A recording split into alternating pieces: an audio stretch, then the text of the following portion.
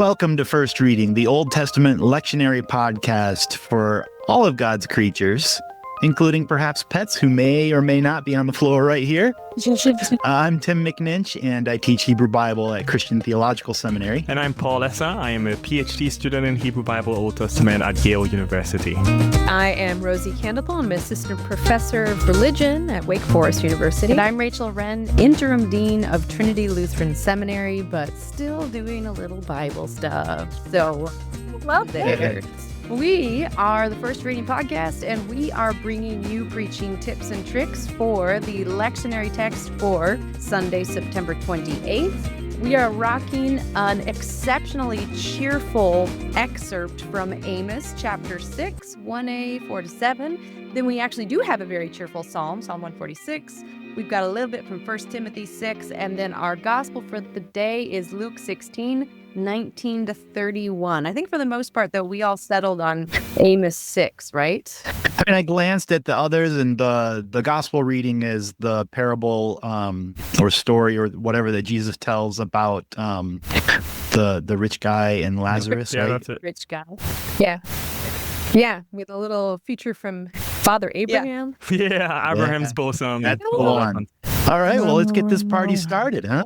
Yeah, I mean, I'll throw just one thing out there that I got to give it to for all that we have critiqued the creators of the Revised Common Lectionary for like shying away from things. They did not shy away from this text. They did do some excerpting, so maybe they did shy away, but like they picked a text which is not easy, I think, especially for those of us who were born and raised here in the United States. So, shout out to their courage on this one.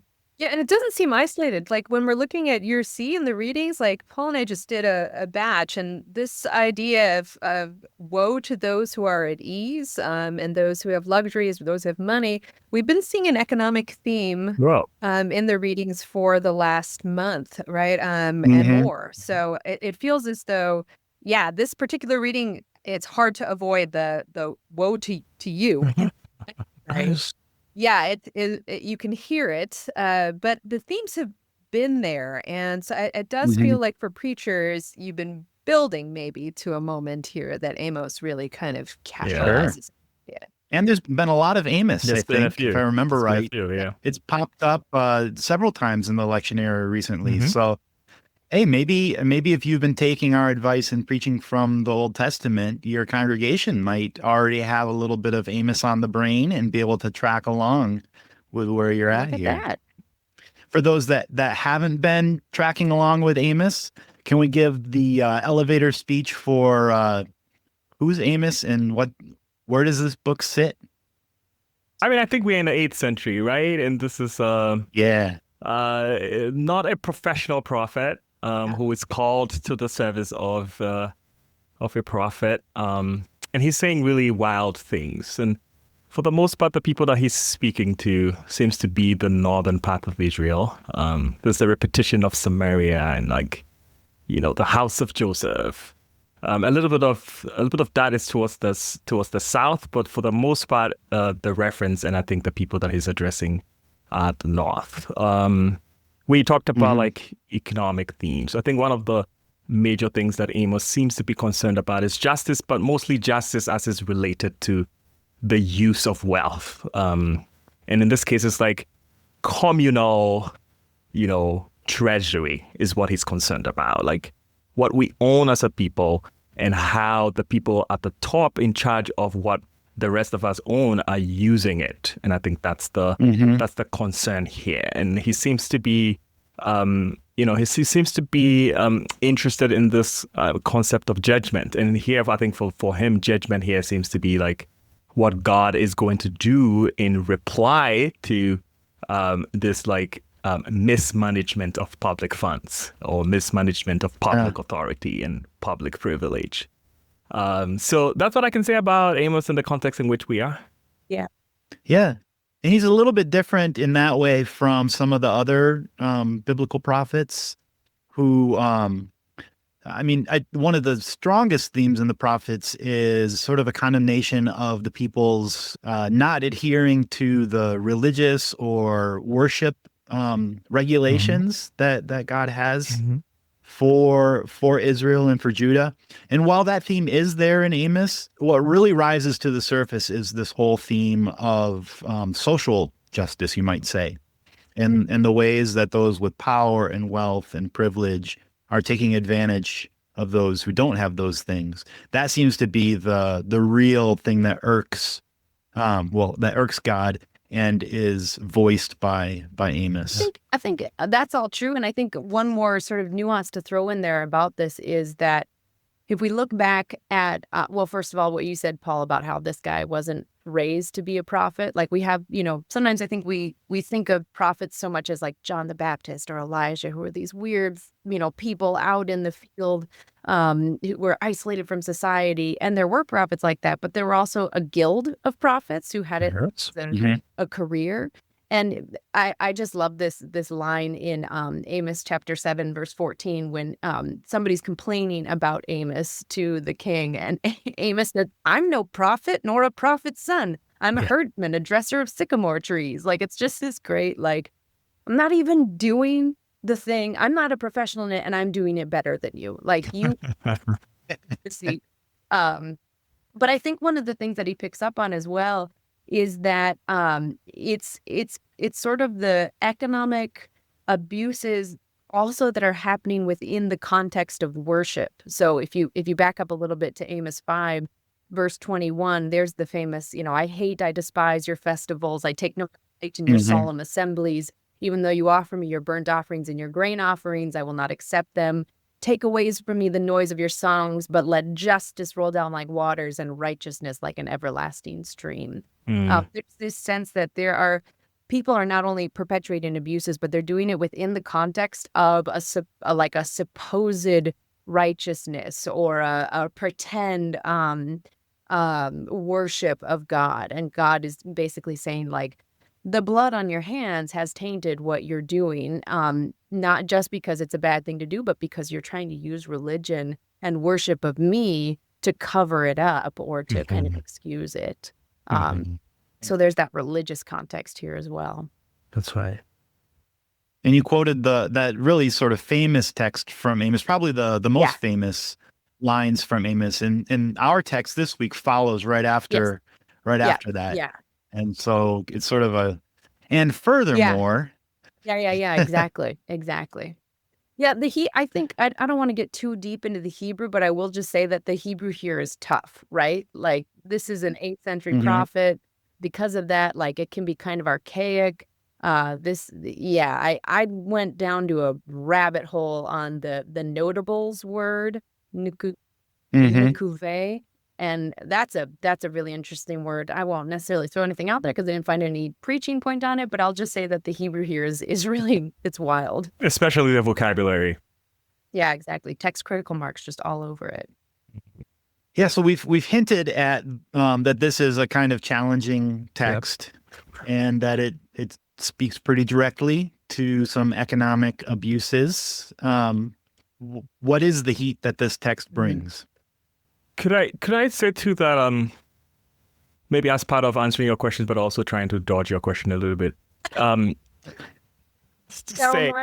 It seems to me as though, like, consistently Amos has been getting at, like, this idea of exploitation and dishonesty in the use of public funds. But over here the tone is a little different. I think what the people are being accused of is not necessarily exploitation. I think there's definitely that in the subtext, but I think what they're being accused of here is, like, some kind of a detachment from society and maybe a little bit of numbness and lack of solidarity, which is different it's a different kind of an economic dishonesty, but it's not one that is active. It's like, it's passive. I have my wealth. I sleep on beds that are made from ivory, so I don't care about your poverty, And I think that's what they're being accused of. And comparing that to Amos 8, which we just did last week, it's, maybe both of them speak to this whole grand idea of how wealth is being used and how people participate in society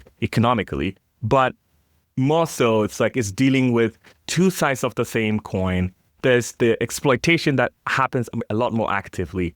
And there's this, like, I don't care. I don't want to participate. I'm fine. You guys go deal with your thing. And I think Amos is calling both as sinful, and that God's judgment is coming on both. And that's the interesting pairing here. Ouch. Yeah, I was like, are you doubting this? Well, the nugget fin. I mean, what you're pointing to is just it's basically like what we were talking about. Like it's the like kind of first world problems, right? I mean, and for preachers that are kind of locked into the gospel, which is something a lot of you are. This is in lockstep with the rich man and Lazarus, right? The example there is a rich man who has all those riches, who's sleeping on his lovely bed.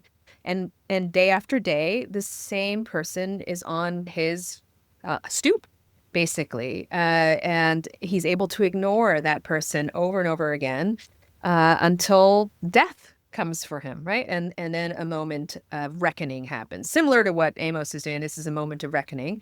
But the way that we use riches, I mean, I hear it. It's really discomforting to hear the way that we can use our wealth to protect ourselves, wall ourselves off from the grief that Amos is saying. You're not grieved over the ruin of Joseph, right? You're instead celebrating your wealth, your tax breaks. You're celebrating that, and you're not feeling pain.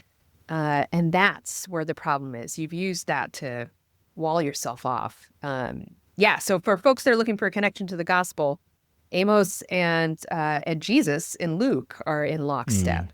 Can we just say that this is another thing that Revised Common Lectionary did really, really well this time around? Like, we don't have an example here of an angry God of the Old Testament and a happy, peaceful Jesus. Like, Jesus is saying hard things here. Like, God gets angry both in the Old Testament and the New Testament. So, like, let's just celebrate that that's okay. That's a good, it's good that God gets angry when injustices happen, because there's another part in Amos, I can't remember the verse right now. So Amos 5:14, again, backing up a little bit. Amos is again talking to the people and saying, seek good and not evil, that you may live. I mean, there's this sense that the type of life you're living right now, which is so abundant in prosperity and luxury, is a living death. It's not actually a life. It's eating away at you. It's eating away at your community. Seek good so that you can actually experience life. I think that, there's a desire here for the people who are perpetrating the ills to be saved, quote unquote, as much as the people who are being oppressed. And, it's easy to give money. It's not so easy to admit that the kind of lifestyle I'm leading is actively contributing to my own kind of demise and purposelessness and isolation as well. Yeah, so this text is one that really doesn't leave you an excuse. So for the people, speaking to myself here, who might say, well, I'm not oppressing anyone, I'm not defrauding people or selling them for a pair of slippers or whatever it is that Amos says earlier in the book. There's a sense here, which Paul was really hitting on, this way that your detachment from the suffering is also culpable, right? And I'm really drawn there to verse 6. Goes through this litany of woes to all of this luxurious living. And in verse 6 picks up those of you who are drinking wine from like big bowls, giant bowls, and anointing yourself with the finest oils, but are not grieved over the ruin of Joseph. And a little Hebrew nugget there would be that word grieved is from the root chala, which is about sickness. So you're not sickened, sick to your stomach over the ruin, the suffering of the people of Israel, the ruin of Joseph. So there's a real like bodily, tangible sort of sense that's in the prophetic poetry here of you're living, you're feasting, you're gorging yourself, but you're not sick to your stomach over the ruin of Joseph. That's a really good play. Yeah. And while I'm on Hebrew, there is one other Hebrew thing that I thought was kind of interesting here. There's a bit of a inclusio here. So it begins by issuing woe to those at the end of verse 1, those notables.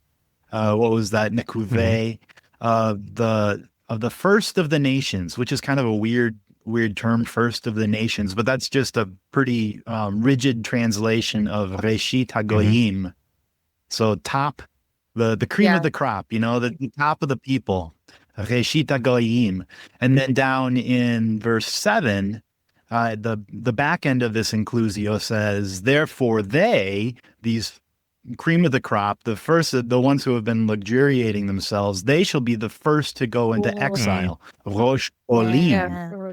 We have Reshit Hagoyim and Rosh Golim.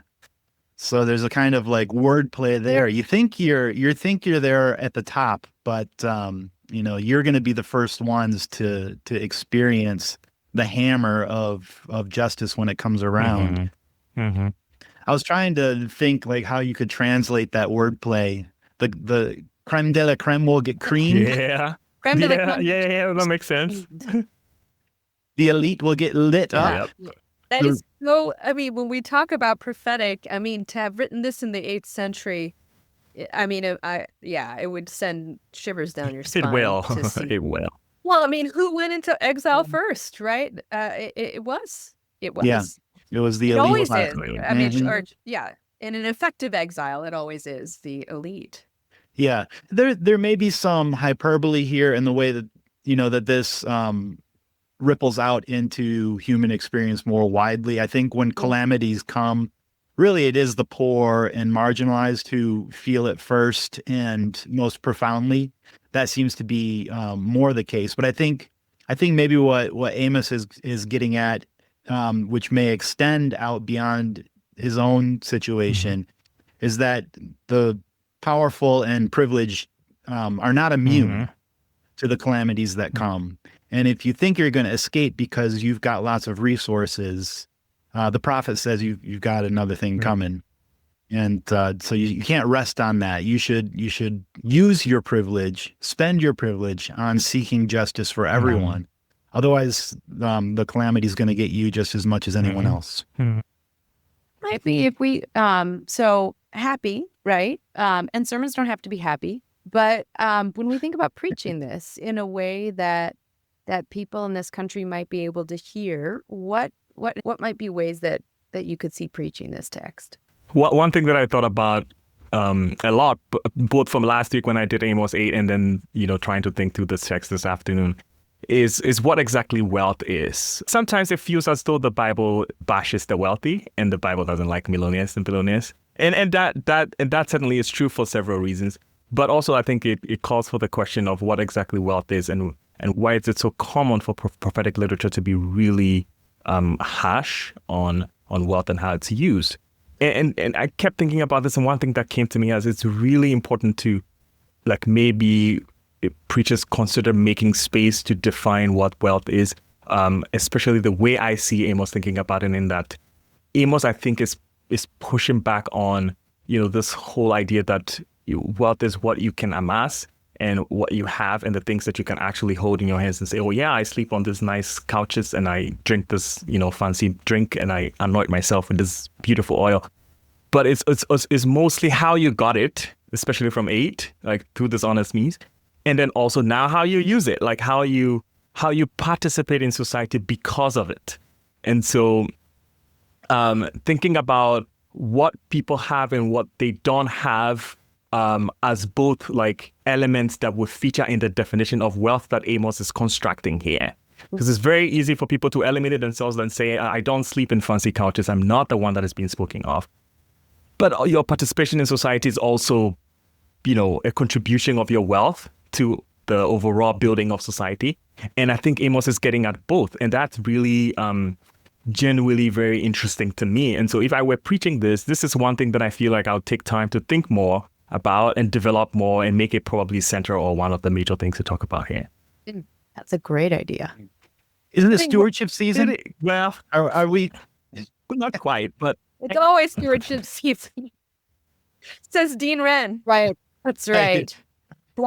Yeah, I guess my preaching pitfall here would be not to preach condemnation of wealth as a stewardship message, because giving in your faith communities, in your churches, should be motivated by shared vision and participation in ministry, not a condemnation of the having of wealth. But I think there is an invitation here to be intentional about recognizing and stepping into a kind of shared experience, shared humanity with people from all sorts of different economic situations and social classes and all of that, to see that calamities reach us all.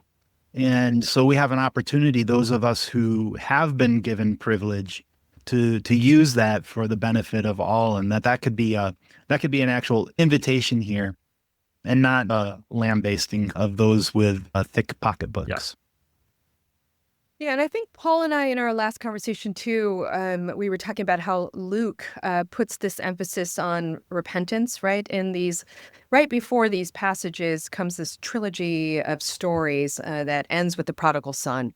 And this idea that there's a party at the end of each of these stories, because each of them have found something that they've lost. They've restored an integrity to the woman that's lost her 10 coins. She's now restored that one that she lost, and all 10 are now. To the father that lost one of his sons, the son that's returned has now restored a kind of integrity, right?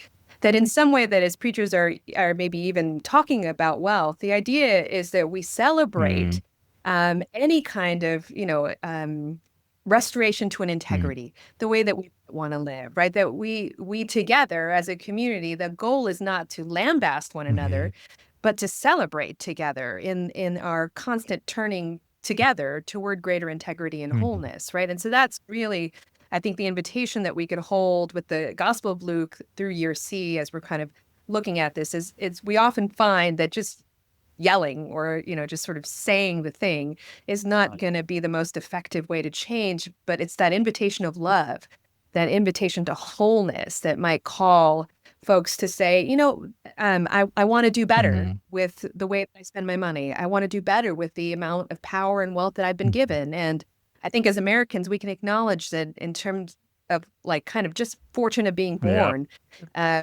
we're born into, security. Like we have physical peace around us. And that is such a gift to not ignore the fact that we were born into a place where we could walk out into the street and not fear immediate violence, right? So, those are things that we take for granted. But these are the things that maybe, Amos and others would be pointing out the rest of the world does not have. That's right. Yeah, I picked up on a similar thread that you picked up on, Rosie, but you presented it in a way better way. The way I came at this was another verse in Amos, which is, I'm really sitting in chapter 5. I know we're not actually in chapter 5, but I feel like the context of chapter 5 shapes what we're doing in chapter 6. So chapter 5, verse 18 is, "Alas for you who desire the day of the Lord." Yeah. Do y'all know the hymn, "The Canticle of the Turning"? Yeah, I have deep discomfort every time we sing that song. It's the verses, "My heart will sing of the day you let the bring fires let the fire of your justice burn." And every time we sing that, I'm like, y'all, we would be burning with it. I mean, Literally, we will. I really don't want the fires of God's justice to burn. I mean, that's what, why do you want the day of the Lord in Amos 5, verse 18? It is darkness, not light. So in my mind, I'm thinking about churches that I've been a part of who preach a lot about the social injustice of others, which is a really important point. It's really important to advocate for others.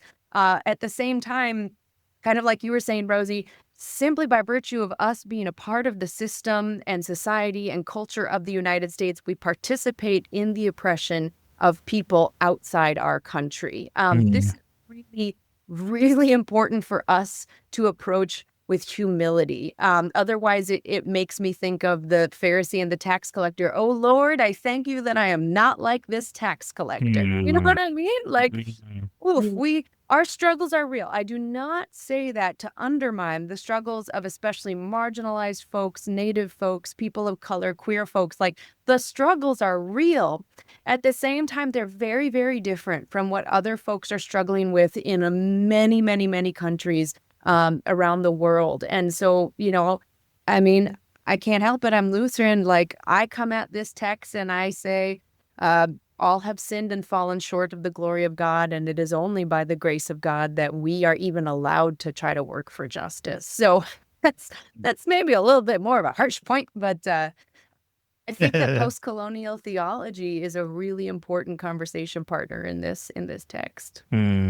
Yeah, and if you're looking to set some fires, I mean, it's there. Right like there. that's what Jesus is for when you're pointing to Jesus in this message, right? I mean, that rich man is I don't even know how to talk. Yeah.